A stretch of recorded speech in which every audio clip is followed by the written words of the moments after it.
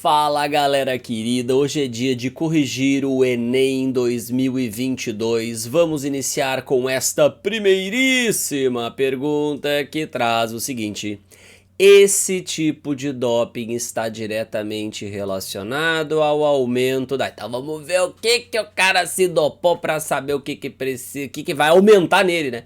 Diversas substâncias são empregadas com a intenção de incrementar o desempenho esportivo de atletas de alto nível. O chamado doping sanguíneo, por exemplo, pela utilização de eritropoetina, esse é o nome da substância, é proibido pelas principais federações do mundo. Esse negócio aí deve fazer bem para os atletas, né? A eritropoetina é um hormônio produzido pelos rins e fígado e sua principal função é regular o processo de eritropoese. Ele fala regular, mas ele não fala como que regula. Então, quando uma pessoa, por exemplo, está com anemia, quer ter menos glóbulos vermelhos do que o normal, e administra eritropoetina sintética, sabe qual é o efeito? Aumenta a produção de glóbulos vermelhos. E olha aqui, ó, after treatment, após o tratamento, melhora a quantidade de hemácias, fica normal, porque a função biológica desse hormônio que nós naturalmente produzimos é estimular o aumento da produção de glóbulos vermelhos. Em seu uso administrado intravenoso, em quantidades superiores àquelas presentes naturalmente no organismo, permite que o indivíduo aumente sua capacidade de realização de exercícios físicos. Por quê? Porque quando eu tomo esse negócio, aumenta a minha quantidade de hemácias, com mais hemácias eu transporto melhor o oxigênio até cada célula minha e desta maneira eu consigo ter mais eficiência nos exercícios. Então o que aumenta? A resposta, a letra E, a taxa de transporte de oxigênio no sangue, porque quanto mais do hormônio que estimula a produção de glóbulos vermelhos, mais glóbulos vermelhos eu vou ter, e mais a função dos glóbulos vermelhos, que é transportar oxigênio para o sangue, será desempenhada. Muito bem. Próxima, o Enem adora um olho, e não é a primeira vez que cai eritropoetina no Enem também, hein? Então, vamos lá, o Enem adora um olho. Um animal que tem bastonetes mais sensíveis. Irá, bastonetes? What the hell? Então, olha só, no processo de captação de luz do olho para a formação de imagens, este processo, pessoal, ocorre na retina, que é essa camada que fica de células que fica no fundo do olho, e essa imagem que eu trouxe para vocês é um zoom da retina. E estão envolvidas duas estruturas, os cones e os bastonetes. Os cones são mais sensíveis à energia dos fótons, e os cones, pessoal, que é essa célula aqui, que é essa célula aqui, que é essa célula aqui, que tem uma das extremidades cônicas, como dá para ver aqui, ó, eles são sensíveis a cores. Já os bastonetes, que são esses neurônios modificados cuja ponta tem formato de bastão, eles são sensíveis à quantidade de fótons incidentes. Então, na prática, cores, então as cores são detectadas pelos cones, mas eles não são tão sensíveis à luminosidade, enquanto os bastonetes têm uma sensibilidade à luminosidade muito maior. Um cachorro que não tem cones, por exemplo, ele só tem bastonetes, ele informa uma imagem, mas ela é preto e branco. O que ele percebe são os diferentes tons de cinza que variam com a intensidade luminosa. Quanto mais próximo do branco, mais intensidade luminosa, quanto mais próximo do preto, menos. Nesse sentido, um animal que tem bastonetes mais sensíveis, ele será e com uma menor quantidade de luz, ele já enxerga muito melhor. Por isso que a resposta tem que ser letra C. Enxergar bem em ambientes mal iluminados, porque se a célula que detecta intensidade luminosa ela está mais sensível, com menos luz, ela já consegue responder, enviar impulsos nervosos para o cérebro. Então, bastonete é claro escuro, cones, cores. Muito bem, vamos para a próxima questão. A terceira que eu separei para vocês. Como essa bactéria é um organismo intracelular, e o vírus também precisa entrar nas células para se reproduzir, ambos necessitarão de recursos comuns. Nossa, eu acho que eu cortei a pergunta, né? Então deixa eu fazer uma breve pausa aqui que em segundos ela irá aparecer. Vocês viram a magia aqui? Aqui, ó. Essa tecnologia, utilizada no combate à dengue clássica, consiste na... Deixa eu ver se voltou a gravar, tá tudo certo, não vou perder o vídeo. Vamos lá. Então, olha só. Se essa bactéria é um organismo intracelular e os vírus estão também dentro das células, ambos estarão dentro das células, no mesmo ambiente, competindo pelos recursos da célula. Daí a resposta a ser competição do vírus e da bactéria no hospedeiro. Só para trazer um detalhezinho aqui para vocês que é muito interessante, a ideia dessa técnica de combate ao vírus, a vírus que são transmitidos através do Aedes aegypti, como dengue, febre amarela, chikungunya, zika, é você em laboratório infectar mosquitos com essa bactéria, que não vai fazer mal para o mosquito, mas vai ficar ali dentro da célula desse animal. E aí esses mosquitos vão para a natureza e quando eles porventura picam alguém com dengue e contraem o vírus que causa essa doença, o vírus da dengue, ao entrar nas células do mosquito, encontrará um adversário, a bactéria Wolbachia, não conseguindo se reproduzir tão bem, e se o vírus não conseguir se reproduzir tão bem, ele não vai se dar bem no mosquito, e esse mosquito deixará de transmiti-lo para a próxima pessoa, o que a longo prazo pode diminuir a incidência de casos de dengue. Esse é o método Wolbachia. Vamos então para a próxima questão, olha só... Casos como o dessa árvore podem provocar redução da biodiversidade, pois... E ele fala sobre a introdução de espécies exóticas e fala na jaqueira. Nunca ouviram a expressão, botei o pé na jaca, porque o fruto da jaca, meu irmão, é do tamanho de uma melancia. A jaca, por exemplo, é uma árvore originada da Índia e de regiões do Sudeste Asiático, que foi introduzida ainda na era colonial, não é colonial, e se aclimatou muito bem em praticamente todo o território nacional. Então, casos como o da jaca, que se aclimatou bem ao território nacional, podem provocar uma redução da biodiversidade. Então, por que as espécies exóticas podem fazer isso? Letra A. Ocupam áreas de vegetação nativa. É verdade, por exemplo, lá no Jardim Botânico do Rio de Janeiro é cheio de jaqueira, então nenhuma jaqueira era nativa dali. Todas acabaram se espalhando ali pelo meio da Mata Atlântica como uma espécie exótica. Então elas podem ocupar áreas de vegetação nativa, lá no Jardim Botânico do Rio de Janeiro fazem isso, e substituir parcialmente a flora original. Podem, porque daí elas eventualmente podem competir com as espécies nativas, se darem melhor e eliminarem. Agora vamos entender por que as outras alternativas estão erradas. B. Estimulam a competição por seus frutos. É verdade, porque daí tu vai ter mais uma árvore com frutos novos entre animais típicos da região e eliminam as espécies perdedoras. Pessoal, a competição... primeira coisa assim, quando ele fala as espécies perdedoras, não fica claro se ele está se referindo às outras plantas que competem com a jaca ou se está falando da competição dos animais pelos frutos da jaca. Só aqui já ficou dúbia a frase. Agora, quando ele fala estimulam a competição por seus frutos, sabe? Os frutos da jaca. Entre animais típicos da região, isso a longuíssimo prazo, eventualmente até pode trazer um dano para as espécies nativas, porque se os animais preferirem o fruto da jaca, ao invés de preferirem o fruto das nativas, as nativas dispersarão menos as suas sementes e isso pode ser um efeito para elas. Só que isso é um efeito indireto que pode acontecer e com uma probabilidade muito menor de ocorrência do que o da letra A, que costuma ser digamos assim, a consequência mais direta da invasão de espécies exóticas. Então, entre a previsão mais direta e mais provável e a previsão mais indireta e menos provável, a gente fica com a mais direta e a mais provável. C. Alteram os nichos. Pessoal, toda espécie tem um nicho ecológico fixo.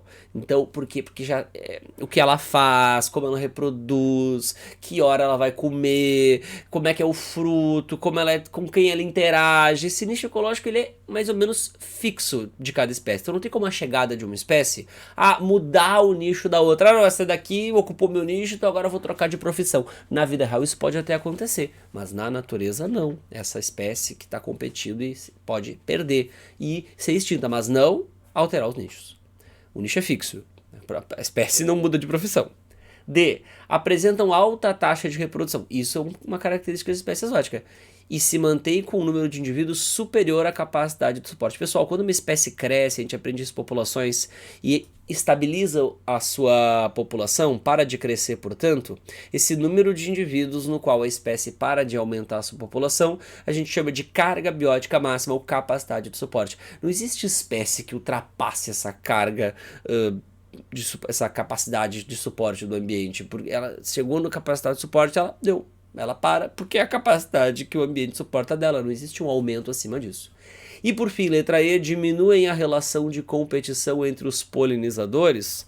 Olha, até diminuem, o que é positivo para a biodiversidade, na verdade, né? Já que a competição é uma coisa ruim para os polinizadores. E diminuem porque oferecem mais frutos. E facilitam a ação de dispersores de semente de espécies nativas. Olha, acho que não, porque a chegada da jaca, que é uma espécie exótica, vai facilitar a ação de dispersores de sementes. Ah, tá, tá certo, quem são os dispersores de espécies nativas? São os outros animais que vivem na floresta. Isso facilitaria, olha, acho que a vida deles ter a jaca, eles vão dispersar tanto a jaca quanto as outras. Acho que não facilitaria nem dificultaria, modificaria. Então, mas isso não necessariamente seria prejudicial. Então, pessoal, uma questão com alternativas confusas de eliminar, o aluno que estudou direitinho a matéria e sabe direitinho que as espécies exóticas competem com as nativas, predam nativas, tomam lugar das nativas, ele vai ler a letra A e essa é a mais clara. As outras trazem muitas questões indiretas, que pode ser, pode não ser. Então, entre a clara e a indireta, a gente vai na clara, tá? Muito bem, essa foi a questão de número 4. Agora vamos para a 5. Esse novo medicamento apresenta potencial aplicação para... Então vamos ver o que é este novo medicamento para ver o que ele pode fazer, né? Potencial. O veneno da cascavel pode causar hemorragia com risco de morte a quem é picado pela serpente. Sim. No entanto, pesquisadores do Brasil e da Bélgica desenvolveram uma molécula de interesse farmacêutico, a beltraninha, a partir de uma proteína encontrada no veneno da cobra, capaz de modular a coagulação sanguínea.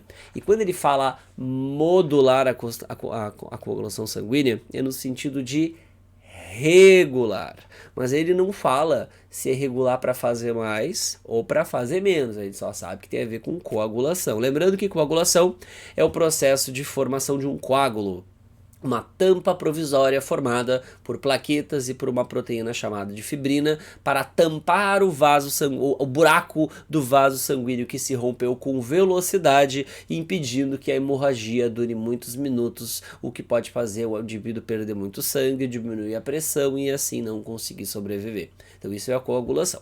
Então, embora a técnica não seja nova, foi a primeira vez que o método foi usado a partir de uma toxina animal, não sei o que, do fungo, blá blá blá, não interessa. Esse novo medicamento apresenta potencial para, então, um medicamento que modula a coagulação. Ele pode impedir a formação de trombos, típico de alguns casos de acidente vascular cerebral? Olha, pode, se essa modulação for diminuir a coagulação, aí vão se formar menos coágulos, o que vai, de fato, ajudar no tratamento de acidentes vasculares cerebrais que geram coágulos que se espalham pela corrente circulatória e podem entupir artérias que irrigam tecidos importantes. Tratar consequência de anemia profunda. Pessoal, anemia é diminuição dos glóbulos vermelhos e não tem a ver com coagulação. Evitar a manifestação de urticárias, que é uma reação alérgica, olha, não tem a ver com coagulação. Reduzir o inchaço dos linfonodos, pessoal, o linfonodo incha quando a gente está fazendo uma resposta imune, não tem a ver com coagulação. E regular a oscilação da pressão arterial, característica dos quadros de hipertensão, pessoal, pressão arterial tem a ver com um sangue mais volumoso e isso não tem a ver com coagulação, por isso letra A é a mais adequada. Pois bem, vamos para a próxima. Uma questão super interpretativa. Com base nas informações do texto, qual é o hormônio cujas concentrações estão representadas na figura? Vou mudar de cor aqui, já vão descobrir por quê. Então, em 2002, foi publicado um artigo científico, alterações na produção de hormônios sexuais de sapos expostos a atrazina, um herbicida. Eu vou chamar de herbicida, tá? De um agrotóxico. Com o desenvolvimento anômalo de caracteres sexuais primários secundários. Ou seja, quando o sapo Ele entrou em contato com um agrotóxico, houve esse desenvolvimento de caracteres sexuais anômalos, então mudou a fisiologia do sapo, começou a surgir coisa sexual lá que não tinha que surgir, quando ele foi exposto ao agrotóxico. Entre os animais sujeitos à contaminação, observam-se casos de hermafroditismo e desmasculinização da laringe. Então, os exemplos de alterações que ocorreram quando o sapo foi exposto ao agrotóxico. O estudo comparou a concentração de um hormônio específico no sangue de machos expostos ao agrotóxico com o de machos e fêmeas que não foram. Então, olha só. O que é o macho controle? É o que não foi exposto ao agrotóxico. E ele tem grandes quantidades de um hormônio. O que é a fêmea controle? É a que não foi exposta ao agrotóxico. E ele tem menor quantidade desse hormônio. E quando o macho é exposto ao ao agrotóxico, ele fica com menor quantidade desse hormônio, que quando ele não está exposto ao agrotóxico é super grande e é muito maior a quantidade desse hormônio do que em fêmeas, e ele tem desmasculinização. Olha só, diminuiu um hormônio no macho, que ele tem um monte, e desmasculinizou. Tá na cara que é o hormônio sexual masculino, a testosterona, galera. Por isso que os machos controle tem um monte, que são os normais, e as fêmeas controle, que são as normais, tem pouquinho. Sempre que vocês lerem controle, você quer controle, tem controle, normais, é o normal, é a vida real, normal, tá? E aí o macho exposto ao herbicida diminuiu a testosterona e faz sentido com a desmasculinização.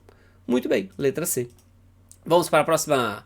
Sétima, então aqui a questão nos traz 4 estratégias de reprodução de sapos, novamente os sapos aqui, né? E os padrões descritos evidenciam que, agora eu vou pegar minha setinha laranja, que eu prefiro.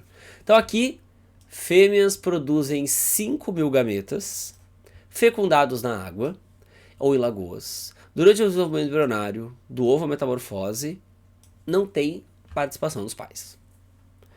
As fêmeas produzem 200 gametas, ou seja, bem menos, que são depositados em poças fora d'água, que nem na espécie 1. Os embriões são vigiados pelo macho durante seu desenvolvimento. E dá certo, mas é diferente. Aqui já tem um cuidado parental, e aí tem menos gametas para, certo, conseguir dar conta de cuidar desse número de filhos. As fêmeas produzem 20 gametas, bem menos, que são fecundados sobre a superfície de folhas e cujos galhos são dispostos acima da superfície dos corpos d'água e ali se desenvolvem até a eclosão fora d'água, menos gametas. E dá certo. E as fêmeas produzem poucos gametas que, quando fecundados, são abocanhados pelo macho. Os embriões se desenvolvem dentro do macho, protegidos pelo papai. E dá certo. Então, são 4 estratégias reprodutivas diferentes e todas dão certo. E aí, por isso que a resposta é: o sucesso reprodutivo pode ser garantido por diferentes estratégias evolutivas, como a 1, 2, 3 e 4, ok? Então, as fêmeas influenciam o comportamento... As fêmeas influenciam o comportamento, mas tem indícios aqui de que as fêmeas induziram os machos a cuidarem dos gametas como na espécie 2 e abocanharem-nos como na 4. Cuidado parental nem sempre é necessário ao desenvolvimento, porque na espécie 1 e 3 não descreveu o cuidado parental e deu certo. O grau de evolução determina o comportamento reprodutivo. Pessoal, não existe grau de evolução. Ou se a espécie está viva, é porque ela evoluiu. Então ela está evoluída. Quando a gente fala graus de evolução, parece ter uma escala, né? O menos evoluído e o mais evoluído. Não, pessoal, todo mundo que está vivo está evoluído. Evoluiu, é uma forma modificada de alguém que tinha antes. Não existe grau de evolução. O ambiente induz modificações na produção do número de gametas e nada indicou que o ambiente induziu, até porque essa afirmativa seria lamarquista. O que provoca modificações são mutações e não o ambiente induzindo uma espécie a mudar suas características para adaptar-se a ele. 8. Olha só. Qual o mecanismo utilizado no experimento para enganar as células de defesa, fazendo com que ataquem o tumor? Então, as células de defesa são enganadas, então elas vão, e graças a esse engano, elas vão atacar o tumor, o que é bom para curar um câncer. Então, o protozoário Trypanosoma, vou desenhar um protozoário aqui, ó, Trypanosoma cruzi, ele tem um flagelinho, pode ser a nova arma da medicina contra o câncer. Pesquisadores brasileiros conseguiram criar uma vacina contra a doença usando uma variação do protozoário incapaz de desencadear a patologia. Então, peraí. Então, aqui tem o protozoário normal, Aí criaram uma variação dele, vou trocar a cor para a gente saber que é a variação e ele é não patogênico. Então vou botar N patógeno que vocês vão entender.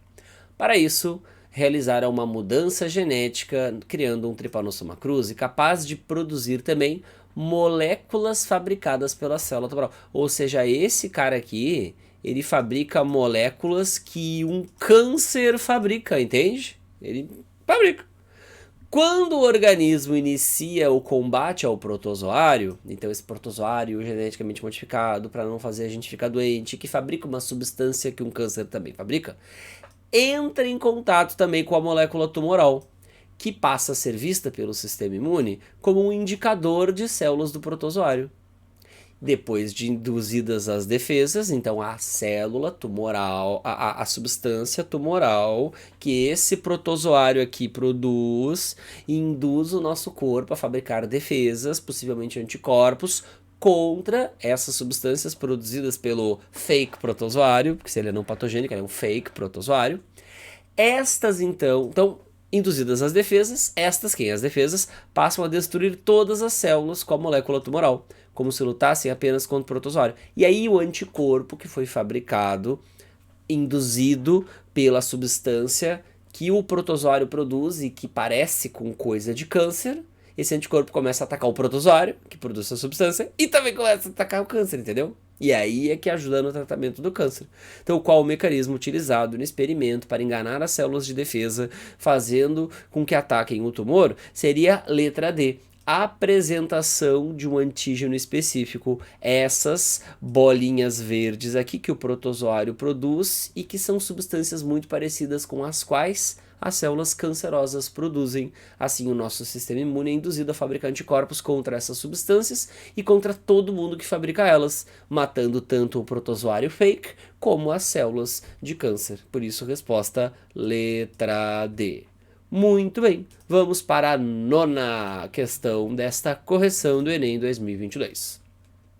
Uma medida profilática e profilaxia para prevenir, comum a essas duas doenças, que são a filariose, que é a famosa elefantíase causada por um verme nematóide, Wucheria bancrofti. Vou escrever aqui para vocês, ó. O Wucheria bancrofti, que é um nematóide, um verme, e a leishmaniose, que é causada por um protozoário chamado Leishmania, pode ser mais de uma espécie, que é um protozoário flagelado, que nem o da doença de Chagas que a gente descreveu na questão anterior. Ambas as espécies, turminha, são transmitidas pela picada de mosquitos. Elefantíase são mosquitos do gênero Culex, é o pernilongo comum. Na leishmaniose são mosquitos do gênero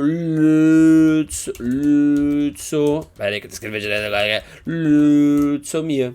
E se ambos são mosquitos, se a gente diminuir, e são os vetores da doença, porque são os transmissores, transmissor é vetor, se letra D a gente controlar as populações de vetor. E o que é controlar a população, pessoal? É controlar aumento populacional, é diminuir o tamanho, é não permitir que cresça. Ah, daí vai funcionar. Por isso é letra D, porque ambas são transmitidas por esses vetores insetos.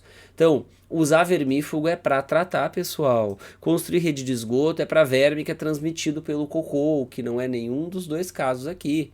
Incineração de lixo orgânico, essas bactérias aí, incineração de lixo orgânico, pro caso do Lutzomia até funcionaria, porque o Lutzomia é um mosquito que coloca os ovos em lixo. Mas para filariose não, porque Culex coloca ovo na água e aí queimar o lixo não faria nenhuma diferença. E ainda assim, queimar o lixo não é, do ponto de vista ambiental, interessante, porque polui, libera gás carbônico, aquecimento global, etc. E não é transmitida essas doenças através de carne vermelha, então não faz sentido marcar a letra E. Pois bem, 10ª questão traz o seguinte: durante a observação desse corte, foi possível identificar o... Então vamos desenhar, ó. Então aqui ele traz uma célula vegetal que tem dentro um vacúolo E esse, vamos desenhar o vacúolo, e esse vacúolo tem no seu interior, pena que eu não tenho a cor roxa aqui disponível para vocês, então eu vou fazer esses pintinhos, eu vou fazer pintinhos, deixa eu pensar, vermelhos. E aí vocês vão fingir aí que eles são roxos, tá? Tem pigmentos no seu vacúolo. Muito bem. Em um experimento, um corte da epiderme de uma folha da planta foi imerso em um ambiente hipotônico. E o ambiente hipotônico, turminha, é um ambiente pouco concentrado. Se o interior desta célula vegetal é muito concentrado, o que vai acontecer? A água se move por osmose do meio hipotônico para o meio hipertônico, do meio menos concentrado de solutos para o mais concentrado de solutos. E então esta água aí vai entrar e por causa disso esse vacúolo aí, que essa aqui ficou feia, né? Mas vocês me perdoam, vai inchar. E se ele inchar, porque entrou água nele, vão ficar mais diluídos esses pigmentos dentro do vacúolo. Por isso, durante a observação desse corte, foi possível identificar acumulação de solvente, até sim, porque absorveu água, mas a organela não se fragmenta, ela só incha. Rompimento da membrana celular com liberação do citosol, isso não acontece nas células vegetais por causa da parede celular. Quando uma célula animal absorve água, isso pode acontecer. Aumento do vacúolo, sim, com diluição do pigmento no seu interior, sim, porque daí vai ficar mais diluído porque tem mais água, C é a resposta. Quebra da parede celular não acontece porque ela é muito forte e não vai murchar a célula, né? Ela vai ganhar água porque está no meio hipotônico, então vai inchar. É uma questão de osmose muito fofa. Beleza, vamos para a 11ª, uma das mais difíceis dessa prova. Entre mulheres heterozigotas para determinadas doenças determinadas por genes recessivos ligados ao sexo, essa inativação tem como consequência a ocorrência de. Então, o que ele te mostra aqui? O mosaicismo em função da inativação aleatória de um dos cromossomos X. Então, o que é isso aí, pessoal? Quando uma mulher está nos seus 15, 16 dias de vida intrauterina, em todas as suas células, um dos seus cromossomos X inativa e o outro fica funcionando. Só que em metade das células é um X que inativa, e em a outra metade das células é o outro X que inativa. Por isso que ele mostra, ó, células com cromossomo X paterno inativado, células com cromossomo X materno inativado, e aí aqui é um que inativou, aqui é outro que inativou, aqui é um que inativou, aqui é outro que inativou. Então tem uma expressão variável dessas células. Só nessa maneira de identificar, já fica assim, ó, um faro de que nós estamos falando de expressão variável. Mas vamos aprofundar, porque isso aí não é que expressou de maneira variável, né? Não, é um conceito da genética. Então, existem dois conceitos nessa questão que o aluno pode ficar... Vamos escrever a definição de cada um aqui, ó. Pleiotropia, pessoal, é quando a gente tem um gene que determina vários fenótipos diferentes. Ok? Então, mas são várias características físicas diferentes. O que não vai ser o caso aqui. Ok? Aqui a causa é outra. Aqui a causa é metade das células está com cromossomo inativo e o outro funcionando, e a outra metade das células está com o inverso, que estava inativo nas primeiras, ativo na segunda, o que está inativo na segunda, ativo na primeira. Muito bem. Mutação não causa isso porque a pessoa é heterozigota. Interação gênica, deixa eu botar aqui. Interação gênica é quando você tem dois ou mais genes influenciando um caráter. E aqui a gente está falando de um gene só, porque é um loco heterozigoto. Então, o que é penetrância incompleta? Pode acontecer, a gente não costuma falar isso em aula, porque é um detalhezinho, o seguinte. Então, digamos que o fenótipo rosa é o indivíduo azão-traço, que é ser azão-azão ou ser azão-azinho. E que o fenótipo branco é ser azinho-azinho. O que eu espero? Se uma pessoa for azão-azão, que todo mundo tenha a cor. Isso é o que a gente estuda normalmente, é azão-azão, vai ter a cor. Quando é assim, a gente fala que houve uma penetrância de 100%. Tá, e quando não há uma penetrância de 100%? Às vezes acontece de, sei lá, numa população de 100 indivíduos azão-azão, metade dos azão-azão sair branco, e a outra metade dos azão-azão sair... Perdão, desculpa, falei. Metade dos azão-azão sair rosa, nesse exemplo, e a outra metade sair branca, como se fosse azinho-azinho. Que história é essa? Quando acontece isso, de nem todos os indivíduos do genótipo terem o fenótipo pelo genótipo determinado, pô, a cada 100 indivíduos azão, metade saem com o fenótipo de azão e metade não, a gente fala em penetrância incompleta.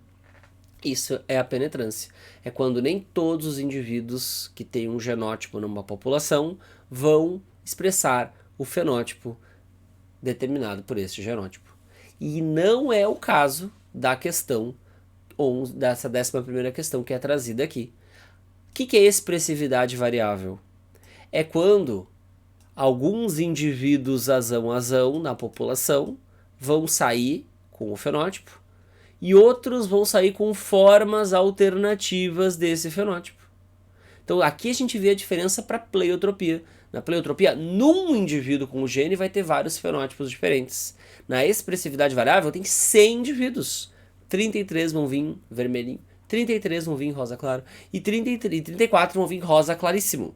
Consegue sacar a diferença? Então quando é assim, o indivíduo é azão, mas dependendo do indivíduo vai variando a cor, aí é uma expressividade variável, que é a forma o conceito mais parecido com o que ele traz aqui na questão 11. Embora, pessoal, esse mosaicismo de fenótipos nunca costuma ser descrito nos livros de genética como exemplo para expressividade variável, mas é o que mais se aproxima, é esse aí. De mais a mais, pessoal, uma das coisas que faz essa questão não ser difícil é o seguinte: para pessoas que nunca estudaram genética na vida, o cara tá lá no Enem, vai fazer a prova, aí o cara vê ali, ó, meu, tem uma célula que tá clara, tem uma célula que tá escura, elas estão se expressando diferente. Ele olha aqueles 5 nomes, pleiotropia, não sei o que é, mutação não parece ter a ver, interação gênica, não sei o que é, penetrância completa, não sei o que é, expressividade variável tem a ver com o que tá na figura, o cara bota expressividade variável. Então no Enem as figuras, pessoal, elas são muito sugestivas do que vai vir na resposta, a gente tem que saber analisá-las, elas podem ser uma boa dica na hora do desespero. 12ª questão: em qual etapa do, deixa eu mudar a cor, em qual etapa do metabolismo energético celular a termogenina interfere? Então lembrando que esse metabolismo ele tem 3 fases: a glicólise, o ciclo de Krebs e a cadeia respiratória. E a ATP sintetase em particular é uma proteína que participa da 3ª etapa da cadeia respiratória. Ela é a principal fabricante de ATPs deste que é a principal etapa que produz a moeda energética da célula. Nesse sentido, a cadeia respiratória ou fosforilação oxidativa é a etapa, porque é ali que a ATP sintetase atua, e o aluno tinha que saber que a ATP sintetase é uma proteína que atua na cadeia respiratória, que também se chama de fosforilação oxidativa, e não no ciclo de Krebs, na glicólise, na oxidação do piruvato, que é a entrada do piruvato na mitocôndria, ou na fermentação lática, porque ali não tem ATP sintetase. Fim, tinha que saber isso, senão não tinha como acertar. Ou uma questão bem exigente. Pois bem, 13ª questão, a questão mais difícil da prova, porque tinha que saber um detalhezinho muito minucioso. O sucesso dessa terapia advém do fato de que o produto favorecerá a... não, essa daqui não, já tô ansioso pela questão mais difícil da prova, não é essa não, me perdoem, cometi uma pequena gafe. Então o sucesso dessa terapia advém do fato que o produto favorecerá. Então quem é o produto e o que ele favorece? Então aqui ele fala, ó, o produto elaborado por engenharia genética é composto por um vírus, no qual foi inserido uma cópia do gene normal humano, 65, para corrigir o funcionamento das células humanas. Esse produto é inserido nas células da pessoa, que tem uma mutação nesse gene. E aí quando você insere esse vírus, que contém uma cópia do gene, que vai gerar a proteína correta, essa proteína correta atuando na célula da pessoa, corrige a distrofia hereditária da retina, que é causada pela ausência da proteína correta nas células naturais do indivíduo portador desse distúrbio. Então o sucesso da terapia vai ocorrer se esse gene que está lá dentro do vírus que foi colocado na célula da pessoa, ele se expressar, ele fabricar a proteína, assim a proteína age e o defeito é corrigido. Por isso que, letra E, expressão do gene responsável pela produção da enzima normal. Lembrando que toda enzima praticamente toda enzima é uma proteína. Então as outras, pessoal, nem vou ler porque não é, sabe? Nem vou ler porque não é. A resposta tem que ser letra E. Tá, vou ler. Correção do código genético para a tradução. Gente, o código genético é uma linguagem. É o código genetiquês, como eu chamo. O que é isso aí? É o fenilalanina, AGG, glagoglina, o aminoácido. Não tem nada a ver com isso aí. Alterar RNA ribossomal não vai fazer tu fabricar a proteína correta que vai salvar a vida da criança. Produzir mutações, não produz mutações, ele já o vírus que tu está injetando tem o gene certo. Liberação imediata da proteína normal na região ocular não vai ser imediata, porque o gene que está nesse vírus, foi bom ter lido as alternativas, né? O gene que está nesse vírus vai ter que ser expresso, ele vai ter que ser usado para fazer um RNA, e a partir desse RNA fazer uma proteína, e aí essa proteína vai atuar para corrigir o problema na região ocular. Por isso, letra E. Agora sim, a questão mais difícil do Enem 2022. Essa etapa deve ser realizada para... Então ele fala sobre o PCR, tá? Efetuada por uma enzima do tipo polimerase. Essa técnica permite identificar com confiabilidade o material genético do SARS-CoV-2, um vírus de RNA. Sim, o coronavírus é de RNA. Para a comprovação de uma infecção por esse vírus, são coletadas amostras de secreções do indivíduo, especialmente aqui do interior do nariz. Uma etapa que antecede a reação de PCR precisa ser realizada para permitir a amplificação do material genético do vírus. Por que o PCR, quando a gente comprava ele, era o RT-PCR? Talvez alguns lembrem dessa época que tinha essa sigla. É de Reverse Transcriptase, porque a técnica de PCR para o coronavírus exige que tu use uma enzima chamada transcriptase reversa. Essa enzima é famosa por estar presente no vírus da AIDS, que é um retrovírus, que também tem material genético de RNA, mas diferente do coronavírus, junto da partícula viral, vem uma enzima chamada de Reverse Transcriptase, ou transcriptase reversa, que faz o quê? Que usa esse RNA como um molde para fabricar uma molécula de DNA dupla fita. E aí depois esse DNA dupla fita é usado para ser amplificado, ser sintetizado na técnica do PCR. Então se o aluno não soubesse que a técnica do PCR é feita só com DNA, e que se tu tá pegando um vírus de RNA antes de fazer a técnica PCR, que é feita só com DNA, você vai precisar usar a transcriptase reversa para fazer uma cópia de DNA desse, a partir do RNA viral, não tinha como acertar. Então, muito difícil, porque aqui pergunta um detalhe específico demais, um detalhe de ensino superior, de graduação, que ninguém usa no ensino médio. Então, tem questões que são difíceis, turminha, porque ela conta uma história muito complexa que é difícil de interpretar. Tem questões que são muito difíceis, cobram um detalhe muito difícil de saber, porque é um detalhe de ensino superior e aí não tem como saber. Muito bem. Feito. Letra E. Obter moléculas de DNA viral por meio da transcriptase reversa. Era isso. Ou sabe, não sabe. 15ª questão.